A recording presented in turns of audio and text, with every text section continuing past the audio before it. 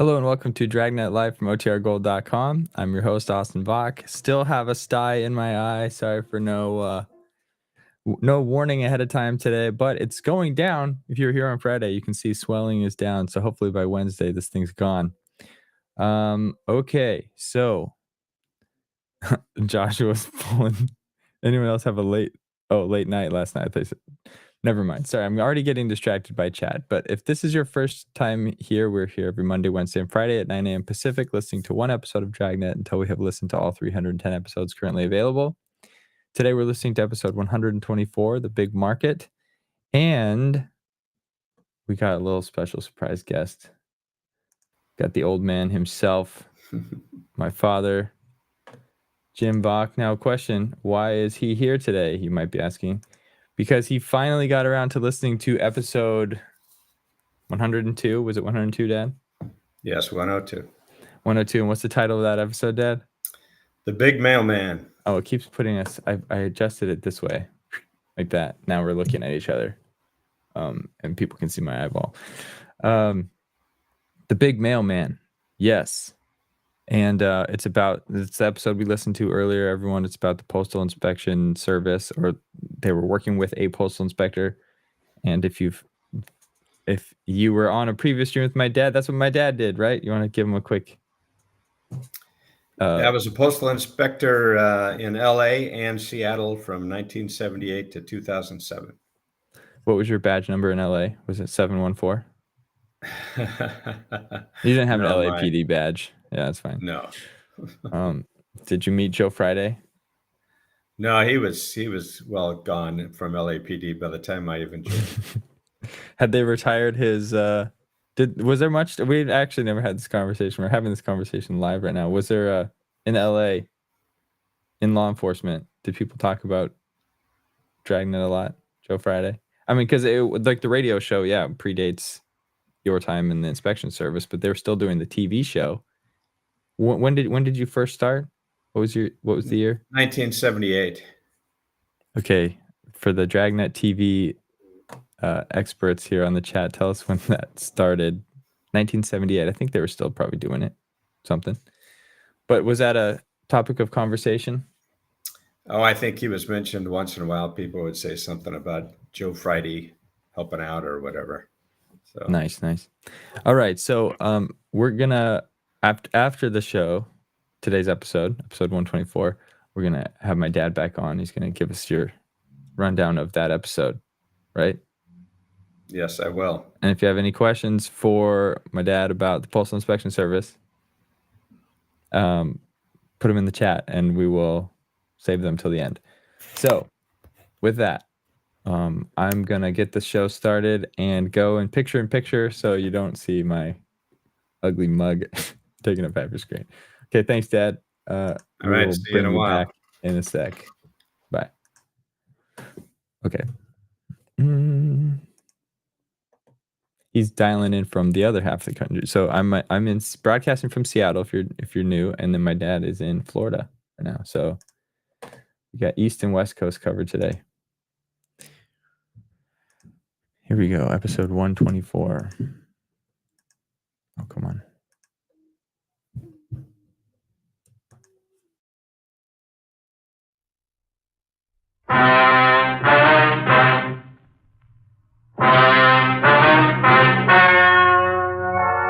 The story you are about to hear is true. The names have been changed to protect the innocent.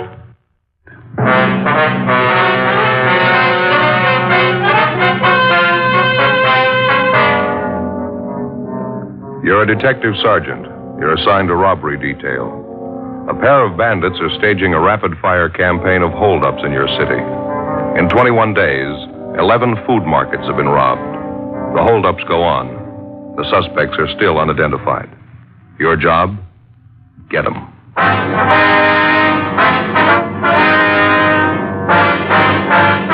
Dragnet, the documented drama of an actual crime. For the next 30 minutes, in cooperation with the Los Angeles Police Department, you will travel step by step on the side of the law through an actual case transcribed from official police files. From beginning to end, from crime to punishment, Dragnet is the story of your police force in action.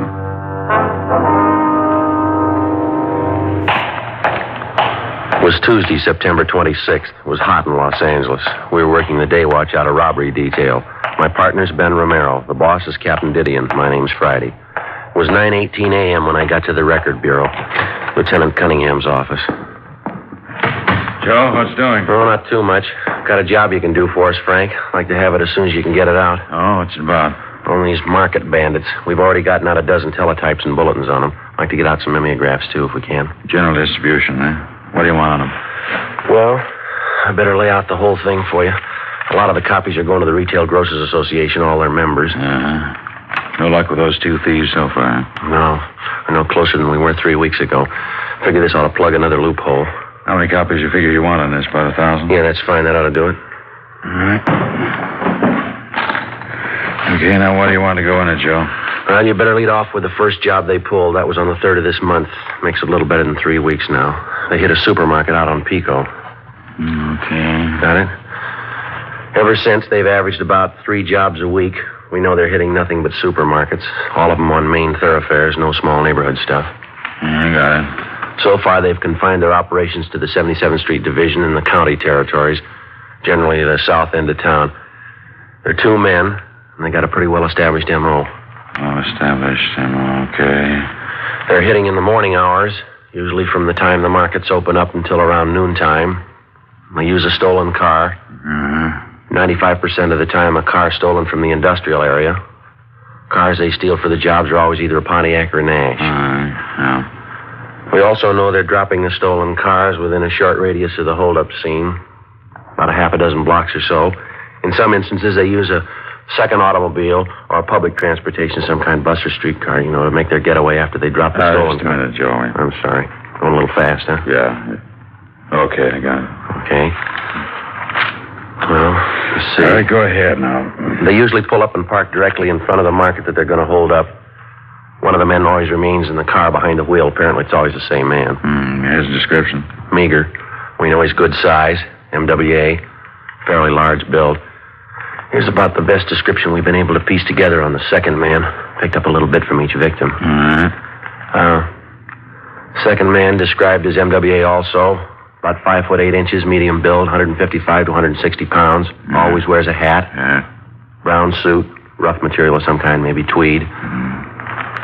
Want to smoke, Frank? Huh? Smoke. Oh, no. All right. When he enters the market for the holdup, the second man always holds a white handkerchief to his face as if he's wiping his eyes. Keeps most of his face covered with it during the robbery. He's armed with a nickel-plated revolver, possibly .38 caliber. We know the jobs are well cased because in almost every instance the suspect goes directly to the manager of the market. Goes directly to the manager. He hands the manager a brown paper sack, tells him to put the money in it, and then he takes off. So far, he's never attempted any rough stuff, no gunplay. On 3 occasions, when the suspects got only small amounts of money at one market, they hit again in 15 or 20 minutes at another store in the same general area. They never make any attempt to disguise or conceal the license number on the getaway car. As I say, they always abandon the car a short distance from the holdup scene. I see, Okay, I got it. Well, that's about all of it, Frank. I guess you can boil that down into some kind of shape, huh? Yeah, okay. I'll have it typed up in the form. I'll get you a copy before we make the run, see if it's okay with you. Fine, thanks. It's not going so good, huh? No, it isn't, Frank. Pretty slow. We've been on top of the thing for a couple of weeks now. We're still looking for some kind of a break. Say, I understand Glenn Chandler from your office took off for some fishing down in Mexico, huh? Yeah. He's not doing bad from what I hear. I got a card from him yesterday. He's down by Keno Bay. He put the bite on me to send him a dozen martin plugs. Yeah. Fish must be hitting pretty good down there. Oh, that's what he says, yeah. Those big brown sea bass especially. I wouldn't mind getting in a couple of days down there myself. Excuse me. Yeah. Record Bureau, Cunningham. Yeah, just a minute. You, Joe. Thanks, Frank.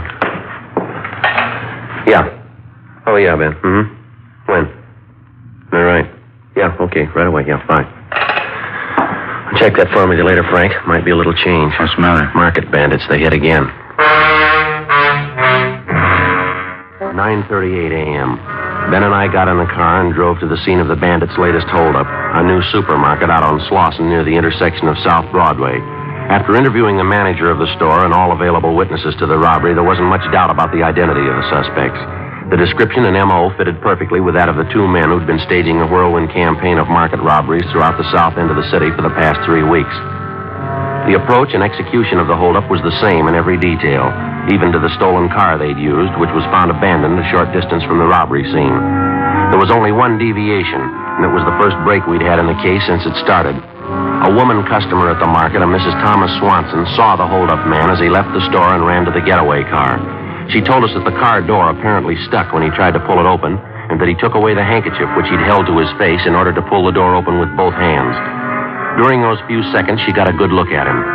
After taking the crime report and making our preliminary investigation, we brought Mrs. Swanson downtown. We had her check through mug books of all recent parolees from the state penitentiary, all ex-convicts with robbery records. After a couple of hours of checking mug shots, she couldn't seem to make positive identification. I'm very sorry, officer. It just gets a little confusing after a while looking at all these pictures. I did get a good look at the man's face. I just can't settle on one of these pictures, though. Well, from what you did see of him, Mrs. Swanson, the lower part of the man's face especially, can you find a good likeness in any of these? Well, yes, I can find good likenesses for some of his features, but none of them are all together in any one of these pictures here. Like the mouth and chin on this man here. Yes, ma'am. Is that pretty close? Almost exactly, I'd say. And then the nose on this one here, it's the very same. Mm-hmm. I just haven't seen any picture that fits them all together. You know what I mean, don't you? Yes, ma'am, I understand. Now, these 5 pictures here that you've picked out, you'd pretty much say that they incorporate all the features of the man that you saw getting that That's car? right, officer. This man here, and this one, too. Uh-huh. I'd say the lower part of his face was exactly like that. The small mouth and mustache just like that, and the chin pointed like on this man. And the upper part of his face, would you say it resembled these others here? Yes. These 3 here, just the upper part. You see, around the eyes, the forehead. I'd say that was very close. Mm-hmm. Now, just put the 2 sets of pictures together, I think you'd have the man perfectly. Sorry, I can't be more help to you. As I say, looking at all these books of pictures, it gets a little confusing. Well, you've given us quite a bit of help, ma'am. Thank you very much. Not at all. Is there anything else? No, thank you. Not right now. We've got your address and telephone. We'll probably be contacting you in a day or two. If you'd like to wait right here, we'll make arrangements to have one of the officers drive you back to your home, all right? All right. Thank you very much. You're welcome. Goodbye, ma'am. We'll be talking to you. Okay, yes, goodbye, officer. What do you think, Joe? Well, it's more than we had yesterday. Her description's the best we've got on the guy so far. How about getting a composite picture made up from the mugshot she picked Yeah, out? that's what I was thinking. You want to duck in and get somebody to drive Miss Swanson home? I want to go in here in the captain's office, fella. Yeah, okay. Thanks, Ben. Friday, how'd you make that? Well, could have been worse, Captain. Woman find anything in the mug books? No positive identification. She picked out 5 of them she thought were close. I think maybe Putoff over at the crime lab ought to be able to make up a pretty good composite from them. Mm-hmm. She fairly positive about the man's description? Yeah, seems to have a clear idea. Good composite ought to help us quite a bit. You get this new description, that mimeograph you're having made up? No, not yet. I'm going to see Frank about it in a minute. Hi, Skipper. Ben? Got a hold of Jess Gonzalez, Joe. He's going to drive Mrs. Swanson home. Fine. Did you ask him if he checked on that last run we made through the stats office? Yeah, he picked it up. He and Frank Estrada are going to start checking the names this morning. It's not much of a list. Been pretty well picked over already. So all you got from the witnesses out there this morning, then? Description from this Mrs. Swanson? Yeah, that's about it. The rest of it was their usual M.O. Swanson woman was the only one who got a good look at the guy when he took the handkerchief away from his face. How about the getaway car they found? Same as the others. Leighton Prince checked it over. It's clean. Well, 2 thieves had their share of luck when we get ours. How about Metro Division, Captain? Can we get any help out there? What do you got in mind? Well, we know the take that the 2 thieves got in that job this morning was pretty small for them, $340. Yeah. From their M.O. in the past, we know whenever they get a small take on a job, they usually hit another place fast. They work in a fairly concentrated area, down the south end. They only go after big markets on the main thoroughfares. Mm-hmm. Well, I was thinking if we could get some help from Metro, put maybe 15 or 20 crews down in the area for the next couple of days, might stand a good chance of grabbing them. We were talking to Dick Tiernan over at the sheriff's office, Skipper. He says he could put some of his men down that area, too. Cover the county on the fringes, the territory around there. What do you think? All right, fine. See if I can get Stevens at Metro right now. Set it up. Figure about 20 crews, is that right? Just about, yeah. With any kind of luck at all, we ought to land them. Well, sure worth a try. Lieutenant Stevens, please. Yeah, Joe, this is Harry Didion. Fine. We've got a little stakeout problem here. How about using some of your men? About 30?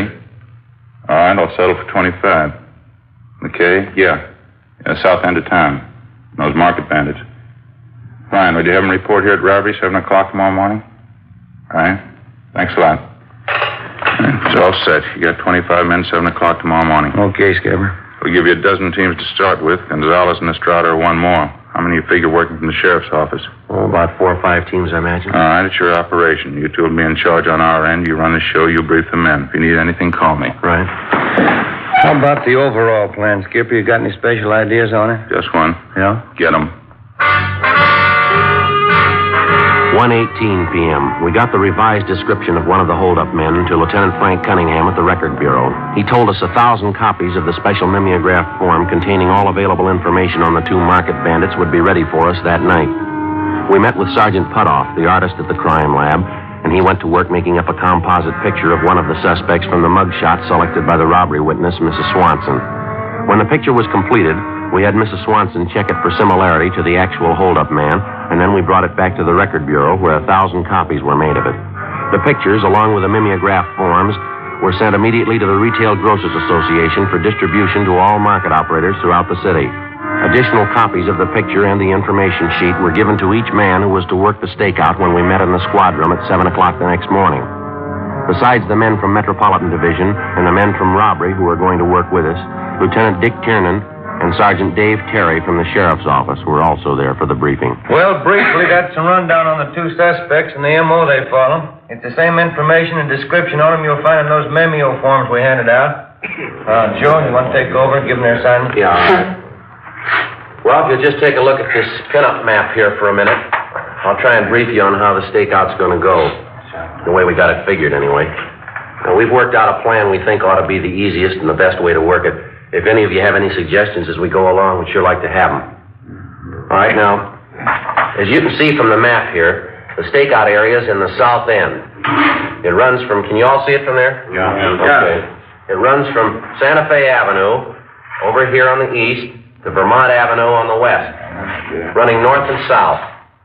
Now, we'll have to cover from Santa Barbara Avenue on the north down to Manchester.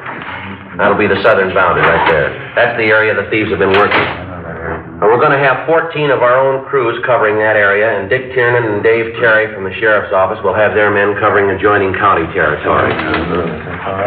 Now, we've broken the map down into equal units, as you can see here. Each unit will be covered by 1 car, and each of you will be assigned a unit number. Romero and myself will be in 80K. We'll have a roving unit. We'll cover the entire area. You'll have 3-way radios in your car, so you'll be able to contact us directly if you have to. Now, if you'll check the map again, you can see these green pins we've placed here. Well, each one of them represents a market robbery. Now, notice that every one of them is on a main thoroughfare. See? Manchester, South Broadway, Vernon, South Hoover. Now, I don't have to tell you that that's where you'll have to keep a sharp watch on the main street. Each of the individual units here on the map will be covered by 1 car, as I said. Each one's roughly 9 blocks square. Now, you'll be responsible for the area assigned to you. We haven't got too much time, so before we go down the list to assign the areas, have you got any questions? Any questions at all? Yeah. Suppose there's a 211 call in somebody else's area. I mean, other than the one you're assigned to. Do we leave our area and head over there? No, Jess, I meant to bring that out. If there's a robbery call in somebody else's area, stay put till you get a call to lend a hand. Oh. Anything else? Yeah, how about the managers of these markets? They've been briefed on the stakeout? They know we're going to be covering the area? Yeah, they've all been alerted. Now, in case of a holdup, they might try to contact you directly. They'll be looking for you. You'll be looking for them. That it, Bob? Is that covered for you? Well, yeah, but I'm just wondering about this number 2 suspect, the one who drives the getaway car. Yeah? Well, it says here in the dope sheet, number 1 suspect carries a nickel-plated revolver. Now, how about number 2? He carry a gun? Well, I wish I could answer that. We don't know. All the information we got on him is on the sheet right there. I see. Well, they never try any rough stuff anyway, do they? No gunplay. They never hurt anyone. No, not yet. Don't let them make you the first. 7:30 a.m. We finished handing out the assignments, and the men left to take up their stakeout positions in the south end of the city. 2 men to a team, each team in a 3-way radio car, each car to patrol a designated 9-square block unit. There were 20 such units within the frame of the overall stakeout area. At the same time, cruiser cars from the sheriff's office, operating on their own radio setup, began patrolling the fringe positions which fell in county territory. Through Control 1 at our communications division, we kept in continual contact with them. 8 a.m. All the cars were in position, each of them patrolling their individual 9-square block unit. The first 2 hours passed. No reports, no sign of the market bandits. Between 10 a.m. and noon, half a dozen possible suspects were stopped and questioned by different teams and then brought to the 77th Street Division for processing. All of them were eliminated. The afternoon of the first day went pretty much the same. We had shakedowns on 4 parked cars in the area and more shakedowns on possible suspects. Nothing materialized. The next morning, Ben and I, along with the other 32 men in the stakeout, picked up where we'd left off. Again, no sign of the suspects, no reports. The morning of the third day, the stakeout detail met in the squad room as usual and then left to take up their regular assigned positions. 7:35 a.m. How about it, Joe? You ready to go? Yeah, just a minute. Okay, let's go. I'll get it. Okay. Robbery Friday. Yeah. Where? When was that? Yeah, right away. Oh, come on, we gotta hurry. What is it? Market bandits, maybe we got them. 7:50 a.m. Ben and I arrived at the intersection of 58th and San Pedro Streets. 2 of our stakeout cruiser cars were pulled up at the southwest corner. One of the teams was Jess Gonzalez and his partner Frank Estrada. Gonzalez briefed us on what had happened. Victim's the owner of the supermarket down the block in San Pedro. He was walking from his house to the store, and he passed the corner here about 7:35 a.m. Had $340 on him. Part of yesterday's receipts from the store. They got him right up the street there, took every dollar of it. You sure it was a market bandit? An MO description they check out all the way. We had 2 teams on it as soon as we got the word. Located the holdup car a minute ago. Where is it? Down on Avalon Boulevard. Well, how about the thieves, Jess? Car was empty, no trace of them.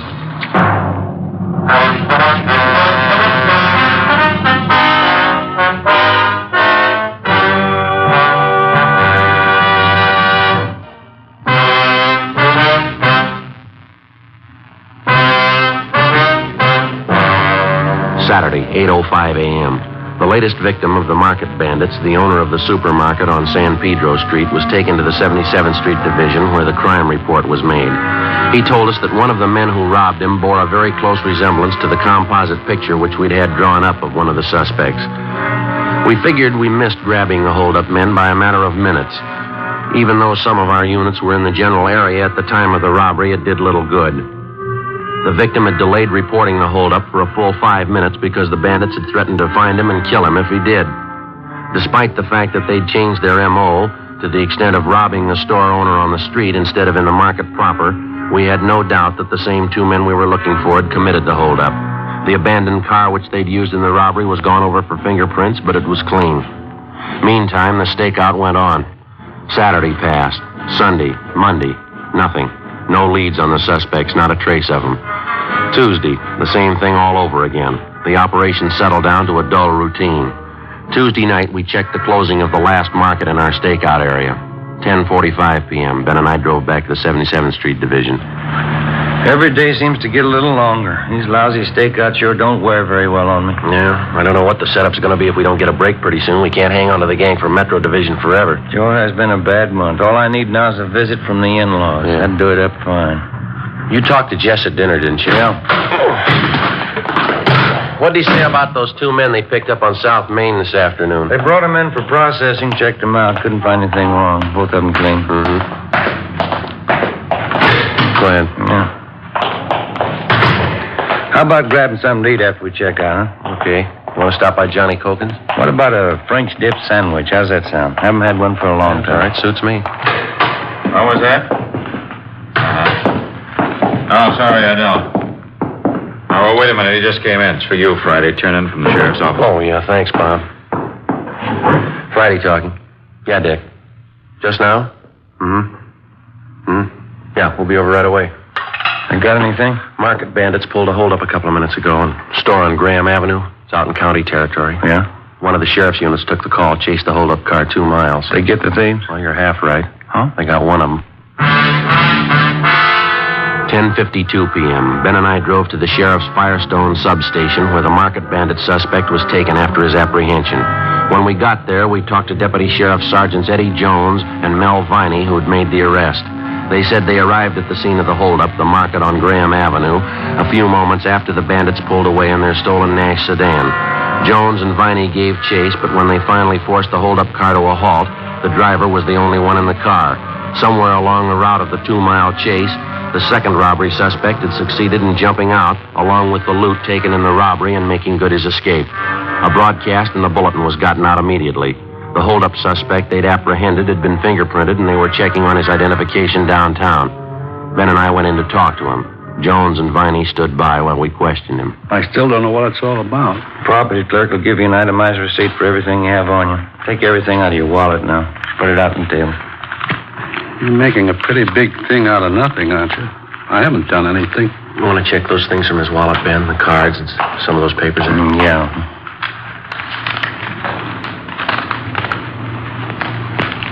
This your true name on this card here? Grant B. Jameson, is that right? That's right. This your present address? Yeah? You ever been arrested before? Why you ask that? It's not going to take too much time to find out. You might as well tell us. We still don't know what this is all about. I was speeding a little, that's all. I haven't done anything. No, you're kidding yourself, Jameson. We got everything on you that we need. What do you think you're going to gain by stalling us? You must have me mixed up with somebody else. I don't know what you're getting at. This card here you took out of your wallet, you recognize it? Why? These names and addresses you've got jotted down on the back of it. Mind checking them out for her? I don't know what you mean. Take a look. These here. Whose addresses are they? Who are the people? Let's see. No, I don't think I even remember them. Just something I scribbled down, that's all. You don't even remember one of them? No, I don't think so. Why do you ask? Why don't you come off it, mister? What are you talking about? You know what we're talking about. You know it as well as you know your own name. 14 robberies down here in 28 days. You're picked up in a hold-up car after the last try tonight. Your partner gets away. Now, you go right on kidding yourself, Jameson. Play it real close. You see how far it gets you. I sure wish I knew what you were talking about. I don't know a thing about any robberies. All right, then you stand by, mister. You're going to know a lot more about him. You're going to know a lot in a hurry. Yeah? Just as soon as we pick up your partner. 12:20 a.m. We continued to question the suspect, Grant Jameson, but he refused to admit anything, even the fact that he'd stolen the car that he'd been apprehended in. The only strong lead we could pick out from the articles found on his person was the list of 4 names and addresses jotted on the back of a card found in his wallet. 12:30 a.m. Ben and I left the substation and drove to the address Jameson had told us was his present residence, an apartment house on Vernon Avenue. The manager told us he'd moved at least a year ago without leaving a forwarding address. 1 a.m., we began checking out the list of 4 names and addresses which we'd found in the suspect's wallet. The first was a Jack Williams. His address, a Spring Street rooming house. The landlady told us he'd moved to Cleveland, Ohio 3 months before. The second was a John Gallagher. His address, a third-rate hotel in East Hollywood. He hadn't been registered there in the past 2 months. The third was a Matthew Sanford. His address turned out to be an apartment house in the Crenshaw district. Want to flash the light on the mailboxes over here, Joe? Yeah. Here you go. You see the name there? Yeah, here it is. M.L. Sanford. That ought to be it. Apartment 5. All right. Let's try it. Front door open? See. Yeah, let's go. All right. Number 5. Should be down this way, I guess. Mm-hmm. Number 5. Okay, let's give it a try.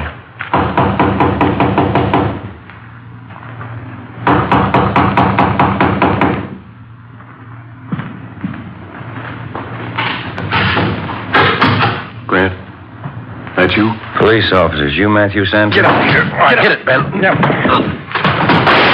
All right, come on. Put the gun down. Drop it. I got it, Joe. All right, get your hands out. I'll cover him. Look around, huh? All right. What is this anyway? What's the idea? You tell us. You pulled the gun. You got no business in here. You got no right. All right, you just stand still. We'll explain it downtown. Money sacks, Joe. Found them in the desk. Same market they hit tonight. All right, Sanford. You got nothing from me. I don't know what you're talking about. Get his coat, will you, Ben? Yeah, right. What are you trying to build anyway?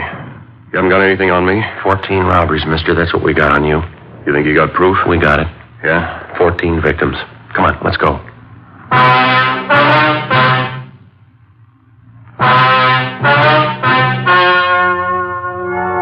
The story you have just heard was true. The names were changed to protect the innocent.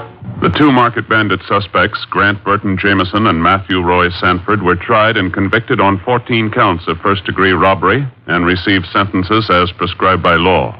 First-degree robbery is punishable by imprisonment in the state penitentiary from 5 years to life.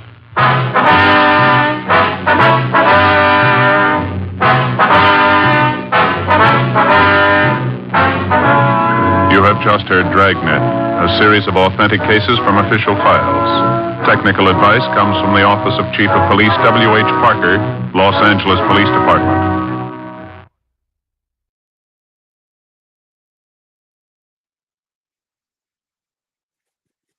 All right, we're back. Let me close out this thing. I'll bring my dad on. All right, Dad, welcome back. Thanks. I might actually do this. Hang on, let me get you full screen and me kind of small screen. So there we go. Now, just because my eye looks so stinking ugly right now. Okay. Well, so I had a thing up there in the chat saying any questions for a former postal inspector. It's up there. If you have any, but otherwise I had some ready. But Dad, so thoughts on the episode we just listened to now, if any? Well, quite frankly, I was listening part of the time I was doing something else. Oh man. Well, so were we. We were all in chat. Okay. Oh. Well, I had asked. They had a bunch of 10 codes in there. Please 10 codes, and I was asking if you use those in the Postal Inspection Service or in your time as at the DMV. Yeah, we did use 10 codes, although ours were much more limited than what LAPD uses. I mean, we didn't respond to a number of things that they respond to, but mainly just, on duty or in the car, on the radio or off the radio or at your residence or at a location, that sort of thing. Do you remember any of them? Not a lot of them, no. It's been a while, but I mean, I hesitate to say because I might be wrong because it's been a while since I used them, since 2007. You're still using 10 codes in 2007? Oh yeah, on the radio. Okay, let's see this. I had some pulled up, but I'll have to find it again. And I'm decided to put myself back on camera. Sorry guys, just that's what I have to deal with. Let's see here. So tell us about the big mailman. Oh, actually, go with. This is story time now, guys. So if you want to just drop for stay around, it's gonna be wandering discussion. We haven't prepped anything. He told me he listened to this like 10 minutes before the show started, so he's joining and we're just chatting. But what were your thoughts on the big mailman? You want to recap the episode since you just heard it and it's been a while since we listened to it? Well, the suspect was apparently stealing doors off of apartment mailboxes and then making a key from that, which we called an arrow key, which opens all the apartment mailboxes, not just one, because otherwise the carrier would have to carry dozens of keys. So they have one key that opens the apartment mailboxes and steals the mail and then looks for checks. And it sounds like maybe he got bank statements too, other things that then he cashed the checks and made up some phony excuses. I guess he was a pretty smooth talker. But, I did work mail theft at times during my career. And we had a similar situation at the time. I started in the Los Angeles division, but then the rest of my career, about half my career, a little more than half, was in Seattle. But we had a situation where they were counterfeiting the arrow key and getting into boxes. And at the time, the U.S. attorney wasn't prosecuting too many mail theft cases because they were too complex, took too much time because you had to run down all these victims and identify that it was actually, something that you could identify something that they stole out of the mail. Although sometimes we would just find big batches of mail dumped, or the police would, and turn it over to us. and we could see what it was. But you'd have to contact a lot of victims, put the case together, and then they would get, maybe a year or two in jail. So the prosecutor kind of stopped. Even with multiple convictions? Like what, if I stole one piece of mail, what's the standard? I can't remember the time. They might actually just do minimal time, Actually, the U.S. attorney doesn't take a lot of cases unless they're going to get at least a year in jail. So if they stole one piece of mail, they probably weren't going to get prosecuted federally. Now we may sometimes prosecute them in state court.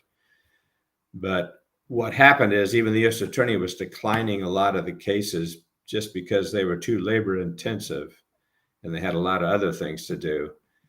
So in talking to the U.S. attorney, myself and a partner went over and talked to the U.S. attorney to try to get them to prosecute more cases. And what we settled on, there was a statute that covered the possession of an arrow key or a counterfeit arrow key, the key that opens the mailboxes. And they agreed that if we could do that, it would get a similar sentence to if we found 10 victims and they all had mail stolen, we could prove that they lost money and that sort of thing, then they would prosecute. But it took a lot of time. But if we could just find them in possession of an arrow key or a counterfeit arrow key, they would get basically the same time, and it's a very simple case. So we got them to start prosecuting these cases, and so we would arrest people and find this key they were using and get them prosecuted. And actually, we dropped the mail theft in the area we were working by 85% in just a few months. And by the way, when I was working in LA, I had an opportunity at one time to go and speak to the Harbor Division, and I talked to them about mail fraud. And this is the cup that they gave me. Nice. What's the badge number on it? It's 5, but I think that might. I don't know if that stands for. That's. It says Harbor, but that's. Harbor Division is down by the water, down by Long Beach. Oh, that's division on top. Okay. So yeah, it's Harbor Division. So that's the City Hall. You mentioned Crenshaw and Rampart. They had these different divisions. So we did work with LAPD on occasion, or at least I did. And I know one guy was there constantly. Matter of fact, he was a workaholic. Sometimes you would get on the radio at 10 o'clock at night or even 2 a.m, and he was going 10-7, or he was going off the radio at Rampart Division at 2 a.m. So he was talking to the detectives there. Okay, Dad, we need a professional opinion on the comment on screen. Can you see it? My mailman gives me someone else's mail a lot. When I give it back to him, he says I should just throw it out. That's a felony or something. Should we collect the information and book him? Book him, Dano. If you have somebody else's mail, you should not throw it out. You should give it back to the mailman, and you ought to redeliver it correctly. But what if the mailman says throw it out? What do we do in that case? Give it to the mailman? Yeah, or talk to the postmaster or the local postmaster and tell them. Or you could call right now, when I was an inspector for most of the time, we worked both internal and external crimes. They later created a postal inspector general, and they worked internal crimes by employees committing crime. And so if you called the postal IG or inspector general, they would be the one to deal with a carrier that's throwing mail out or instructing people to throw mail out. Okay. Another question here. Did you do any check fraud? Like I think maybe forgery? That's what the question is? Yes. Yeah, I did some check fraud, and we often, at least early in my career, worked with the Secret Service on that, because a lot of the checks that we would investigate were Treasury checks. So that we had a dual jurisdiction, the Secret Service and us, because they were generally stolen from the mail. So we would work jointly to prosecute those. Sweet. And the Secret Service had some very good agents, but the problem with working with the Secret Service is they would constantly be pulled away for protection duty. And then they weren't there to work on it. So, you would end up working the case without them. But when they were there, they were good. They keep jumping in front of you. They hear a noise in the street. They just like, guys, get up. They never did that. Oh, okay. So you retired in 2007. As an inspector. And the iPhone is like 2000, like the age of smartphone is kind of starting then. But I guess it's like direct deposit. People were still doing a lot of direct deposit. Employees weren't receiving paper checks still in 2007. So were you seeing the percentage of or the amount of like mail theft that go down or no? No, not mail theft, because they time. would also look for credit cards and other things. The percentage of treasury checks, because treasury checks probably in the 90s, a lot of those started going electronic deposits. So we didn't have as many treasury checks or state welfare checks, but they were stealing mail for other reasons. Okay. Birthday cards or credit cards. Okay. We got a comment here. Your dad is basically the Joe Friday of postal workers. Postal inspectors are the law enforcement arm of the Postal Service. Yeah. All right. So these arrow keys, that was my other question about it. And then maybe we'll let you go. The arrow keys, were the majority of people with these fraudulent arrow keys postal workers that then made a copy for themselves? Like how would you get an arrow key to begin with to make a copy of it? They'd either find it or steal it, or somebody would, and then they would make copies and sell it to their other friends. Most of the people that were involved in that were drug addicts. And so they would pass this around and steal mail in order to support their habits. Okay. Yeah, my dad had a government issued vehicle and a government issued weapon for a while. Pretty hardcore. Years. Surveillance vans and regular surveillance vans. Yeah, some of these undercover vehicles. Any story you want to share, Dad? I don't know what you can share, what you can't, but before I start volunteering information, anything you want to share before we drop here? Was there a scenario where you were in great mortal danger? When he gets my mom upset.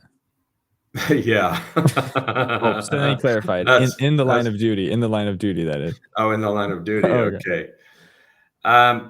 You're always going in on search warrants. You never know who's there and whether they have guns or, what the danger is. I never got shot at or anything. I did have one instance where it might take a little while to explain. Maybe we'll save this for another time, but where I had to stop a vehicle and I just stepped out in front of it and drew down on, there were three guys in the time truck. out. We'll save that one for another one because that's a good one. Yeah. But I want to be, we'll have to set that one up, but Okay. that's a good one. So stay tuned for that. We'll have to figure out when it is. You're welcome on whenever, Dad, for the actual law enforcement perspective on these cases. All right. But, by the way, Dragnet, I really like Dragnet because it is based on real cases and it's more real of what we experience as opposed to some of the TV shows today. And, they get into all the issues or the problems of the detective, his personal issues. And it's like, I just don't care for that. I like just hearing about the casework and interviewing witnesses and making arrests and that sort of thing. Yeah. Postal inspectors avert disasters. I think this 7B, I think it's 7B in AZ. Someone is a postal worker. So that they know about I can't remember who it is, but someone that tunes in regularly knows postal inspectors. But okay, cool, Dad. Thanks for jumping on. All right, you're welcome. Always a pleasure. Have a good one. All right. Hope your eye gets better. Thanks. See ya. See ya, everybody. See ya. Bye. Bye.